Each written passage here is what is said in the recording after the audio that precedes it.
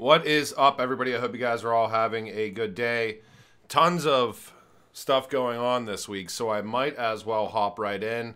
We're going to be going over Bitcoin Network hitting its highest transaction fees in a year from one NFT project launching. We're going to be going over the AllianceBlock hack, which had just occurred over the past 2 days. We're going to be going over the XRP Buyback and what that looks like potentially from a revenue model for the confidential committee. Yeah, so I'm just going to hop right in. To start with this, through Genfinity, we are doing another large-scale event. We did hit Halloween back in October. We have 250,000 HBAR in NFTs and tokens from 30-plus projects. I did a quick count yesterday. I think we have over 130 NFTs. Project tokens, if I had to guess, I think we're probably around 50,000 HBAR alone that we're going to be facilitating out to winners to participate. You can go to Genfinity at Genfinity.io, sign up here in the form right here. I'll play the quick video for you, and then I'll get into the weeds with everything. So.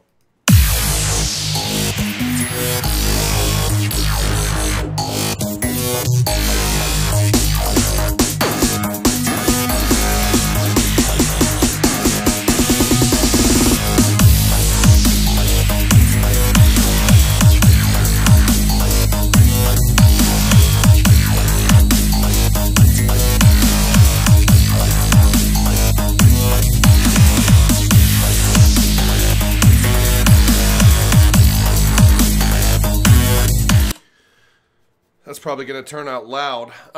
Hey, I mean, the whole goal around any of these things is to try to have kind of a giant onboarding event. There's, like I said, a ton of projects. These things take a ton of time to put together. If you want to participate, it's going to be a 2-day event that we're going to be hosting on Twitter Spaces, February 11th and 12th from 11:30 a.m. Eastern to 2:30 p.m. Eastern both days. So I would love to get much of the community there as possible. All right, so AllianceBlock. I think this was, so today's Friday. I think on Wednesday night, there was a hack of BonkDAO. And I'll read the announcement real quick for those of you guys that may not be aware. And I was kind of waiting on them to put out, from AllianceBlock, their statement today about resolution moving forward. So here's the announcement on February 1st. There has been a recent incident involving several ALBT troves on Bonk, with the attacker gaining access to around 110 million ALBT. The incident is isolated to these troves. None of AllianceBlock's smart contracts were breached or compromised. I certainly recommend going to kind of read through everything that's occurred within this. BonkDAO kind of putting out similar aspects there. And then I think I retweeted the actual statement from a blog. AllianceBlock also had done a kind of a post-mortem investigation that was facilitated by Think and Dev. Here's kind of in a nutshell the blog. So AllianceBlock issued statement in response to the BonkDAO hack. At around 1830 set on 1st of February 2023, lending protocol BonkDAO was exploited. The attacker gained access to AllianceBlock troves where AllianceBlock's native token was used as collateral. Around 113 million AllianceBlock tokens were illegally accessed before the hacker attempted to sell these on various exchanges. Now, I read through the post-mortem by Think and Dev here, and it looks like there was price oracle that was manipulated. You can see here, lending protocol attacker created a smart contract so he could perform an oracle price manipulation on ALBT price and then borrow and liquidate it for an unreal price in one single transaction. You can see this first step here basically manipulated the price up to, oh God, I mean, I don't know if that's commas or just dots, but you can kind of get the picture here. The second step was to deposit 0.1 ALBT, and it allowed the attacker to borrow 100 million bonk euro.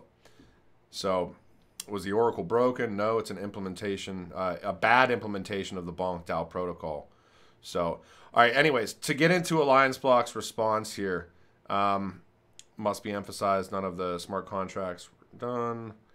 Going forward, allocation of ALBT balances and third-party protocols, aside from battle-tested and industry-vetted ones, will be subject to discussion and approval of the AllianceBlock DAO and only in small amounts. AllianceBlock is committed to doing the best by its token holders. The new token, so they're going to issue a new token, basically. The new token is going to totally replace the old AllianceBlock token and will not increase the token supply. So a snapshot of the blockchain and exchange balances will be used to determine the recipients, regardless if they have tokens stored in hardware, software, exchange wallets, and in staking contracts. So again, this is kind of one of those things. This is kind of just a little bit of a high-level response for resolution. I would expect maybe it's going to be this weekend, maybe early next week, you see kind of them release something else about digging into the weeds.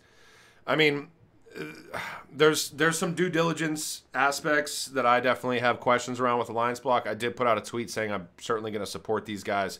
I've known Rashid for probably 3 years at this point in time. I've talked to Matai. I've talked to, had the pleasure of talking to Amber from AllianceBlock before. Unfortunate to happen. I mean, from a due diligence standpoint, more checks and boundaries within any protocols that their native token goes out into totally makes sense. Wish we would have potentially seen that before. I actually had both AllianceBlock and Bonk DAO on the Genfinity Twitter Spaces recently too. So yeah, due diligence all around. I mean, this stuff happens. There's bad people out there, but as many safeguards as you can put in place, I mean, that's the way that you got to go about it. And, you know, if you're using kind of these protocols and not custodying your own assets, you're always putting your own assets at risk. And in this case, due to due diligence and X, Y, and Z aspects and Bonk getting, you know, their price oracle manipulated, it didn't affect people. It didn't matter if you had cold storage or if you were staking or whatever it might have been. I mean, this affected the entire tokenomics ecosystem of AllianceBlock.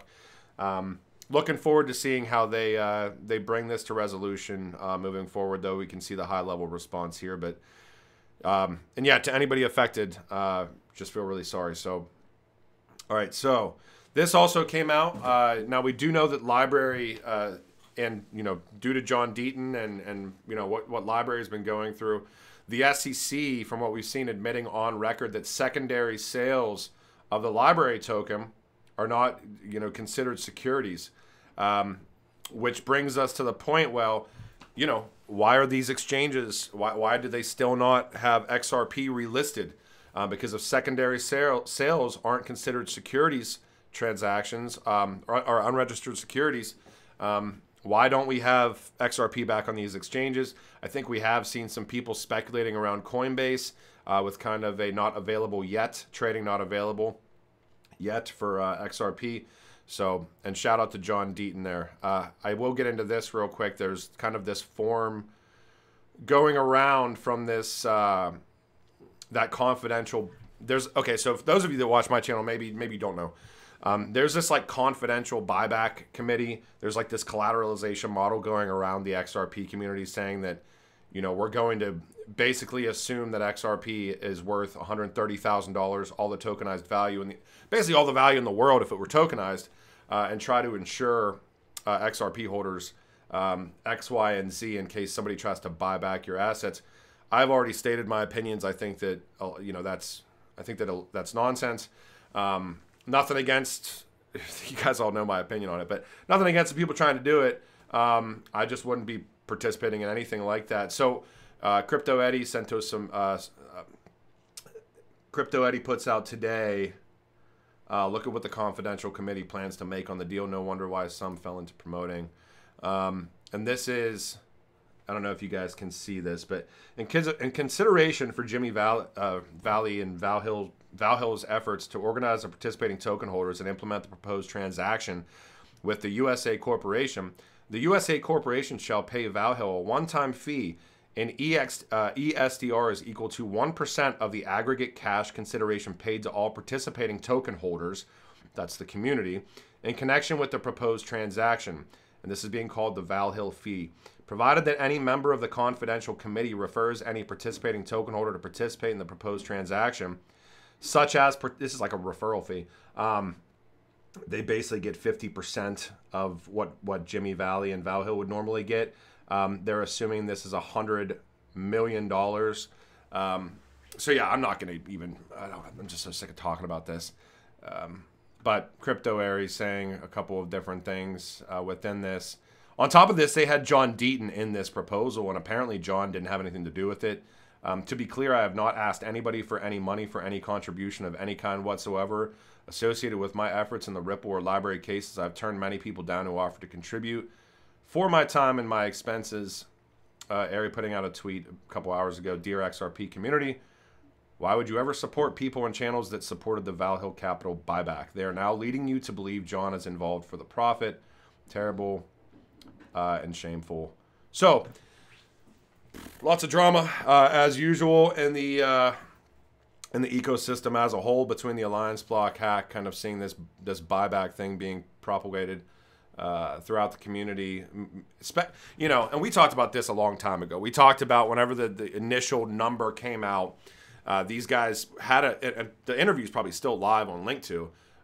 That Jimmy Valley guy, like an hour and a half into that interview, said that he wants to sell that $30,000 per XRP price valuation model to the community for $10 or 1 XRP. And then the price went to 50 or 60 or 70,000 or whatever it went to. And then the price went to 130,000 or whatever it's at right now under the collateralized model or whatever. And then they're asking essentially token holders to basically send their XRP. You know, I'm not sending my XRP to anybody. I never would. You guys do whatever you want to do, but just always understand at the end of the day, whether it be for clout and numbers or engagement or money, apparently, there's normally a reason behind certain things. So yeah, and I certainly can't say that I've been perfect in this space. I've made tons of mistakes, but you know, putting together an entire document where you have people willingly kind of sign on to this reference model and all, like this referral model and all this stuff, referencing John Deaton in there. There's just a lot of weird stuff going on. So I'm gonna move on. I'm not gonna talk about that anymore. All right, China unveils massive blockchain cluster running homebrew tech. I'm actually really excited to talk to you guys about the Bitcoin NFTs that just launched that we're like breaking the network. All right, 1,000 servers capable of 240 million transactions per second is this China blockchain cluster because Beijing wants to watch everything.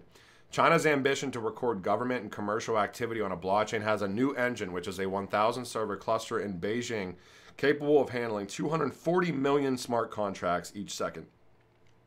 So cool. One of the reasons why kind of the big brother security aspect is always scary, and you can look at where China's at right now. It's kind of, I'm a little bit fearful that like a lot of, nations that we look at as like tier 1 nations that aren't necessarily, being run by the government are heading that way in certain regards. So I think, I always do kind of try to bring up XX Network. I'm sponsored by XX Network for the research, as I've told you guys before. You guys do your own research within it. I'm not going to tell you where to buy a coin or where to do any of that stuff. But they're tied into the Polkadot ecosystem now with all the substrate aspects. So I wanted to share a couple things. So on Finality, powering the XX Network with scalable API and node services. So shout out to XX for the partnership. As well as this, I saw their tweet here. You can go to telemetry or .polkadot.io, and you can kind of look at these networks scaled out. So I can click on Polkadot here. I can see all of the validators pretty much globally within Polkadot. Looks like 2036. I can see Kusama here, all the validators spread out. Kayla and XX Network, number 4 there on the list, which is pretty cool to see. This is actually a pretty cool website if you guys want to go check it out as well. If you're interested in any of the Polkadot ecosystem or the substrate chains, you can see Moonbeam, Moonriver, which I'm sure you guys have heard about before. So yeah, check that out. And then last but not least, we've talked about Speakeasy before on this, and then I want to get into Bitcoin and some other stuff. I just randomly saw this because I don't even see it from any of their accounts. This guy posting how counter economy can use secure and private messaging to enhance pseudo or full transaction anonymity, and I always struggle with this word, anonymity, for non-transaction communications, including general queries, price negotiation, post-sale support. They can create a private channel. This example is given with Speakeasy through Elixir, which obviously has ties to XX. Sign the unique ID from the wallet, publish a channel URL and ID. I'm going to be doing some more information around Speakeasy. Again, you can create a public or a private channel. You can see unique network ID, which is giving the example of a shop owner's name, a private channel for a specific customer order, shop owner signed ID for private and secure messaging. This example uses XX, which doesn't require Tor, but there are other applications. Some mandate both parties to be online and or use Tor. Some don't. XX currently keeps encrypted messages for 21 days. Tor is a good idea if you want to click on links in a shared chat. So you can, and like it says down here, public channels are accessible to anybody with an invite link. Private password protected ones can be used for private chats, which we've talked about within Speakeasy before. And you don't have to use any coin or anything to use Speakeasy. You can literally go on, start private or public channels within Speakeasy and invite whoever you want to. Private, they would need a password. Public, they just need the invite link. So definitely want to do more around that. There's moderation aspects that they have in it as well. All right, this made me giggle yesterday. Bitcoin NFTs are not new, but blockchain purists are now on the defensive. I didn't read this entire thing, but if you're aware, if you're not aware, non-fungible tokens or NFTs didn't start with crypto kitties or whatever in 2018. They started with colored coins on the Bitcoin blockchain. I think it was back in 2014, maybe it was even a little bit earlier. They might have it in here. No, they don't. But yeah, there was a newer project called Ordinals. It's an article from Bloomberg. This is over the past week. Bitcoin NFTs, this is one project. Push transaction fees on the Bitcoin blockchain to the highest in over a year. Most NFTs have traditionally been listed on Ethereum. Ordinals or Bitcoin native NFTs were launched in January. Fees for transaction on the Bitcoin blockchain are rising as people started minting hundreds of non-fungible tokens on the network for the first time. Hundreds. So when you start looking at networks like the XRP Ledger, if you look at Hedera, you can make probably any other example outside of Bitcoin. Hundreds of transactions are causing the network to spike to the highest fees in over a year. I just found that a little bit interesting. You guys, I don't hate Bitcoin. I just look at what everything else that exists out there from a utility standpoint. I actually hold a little Bitcoin on an IRA, but that's about as far as it goes. This is another thing right here. It's just so funny because, like, if you think about kind of the inception of Bitcoin and around kind of the anarchy movement, and putting the power back in the hands of people, the rhetoric has just shifted so much. I saw a dude. Oh, no, it's not in here now. Okay, here it is. Yeah, here's a tweet. And this is from, I think, one of the founders of Orbitals or Taproot Wizards. This guy saying, and this is about that NFT project on Bitcoin. Last night we made history. The gatekeepers tried to censor us, but we mined the largest block and largest transaction in Bitcoin's history. Special thanks to Bitcoin full node operators for supporting our efforts and hosting our 4 megabyte NFT for all eternity. So, all right. This is the real last but not least.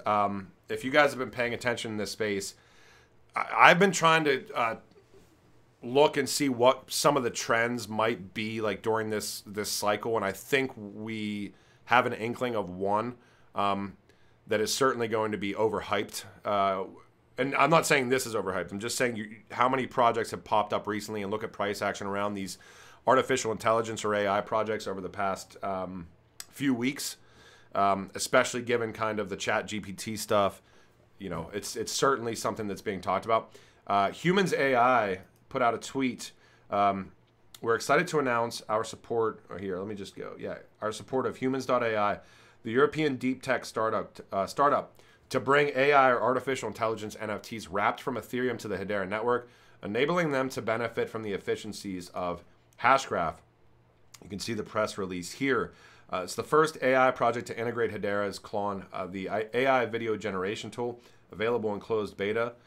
Humans AI aims to scale the company's innovative wrapped AI NFTs on the Hedera blockchain as a growing community of projects, applications, and ecosystem tools, providing compelling reasons to choose Hedera to bring AI NFTs to the masses. Moreover, organic growth and adoption of digital collectibles on Hedera has been impressive since they took off in late 2021. And NFT advocates and builders have banded together to scale the NFT ecosystem on Hedera. So just wanted to mention that to you guys, definitely paying attention to that. Again, feel really bad for anybody affected by the Bonk DAO hack through AllianceBlock. I'm still going to support the AllianceBlock team as much as I possibly can. I would actually like to get Rashid and the team on for an AMA at some point. You guys can, you know, I'll probably put out, if I do get that opportunity, I'll probably put out like a post on YouTube asking for any questions that you guys may have moving forward. Same thing for any Patreons there. And then, yeah, I hope to see XRP relisted. I'm not going to talk any more about the buyback. So hope you guys enjoyed this video. I'll talk to you when I talk to you, and have a great weekend, everybody. Stay safe. Later.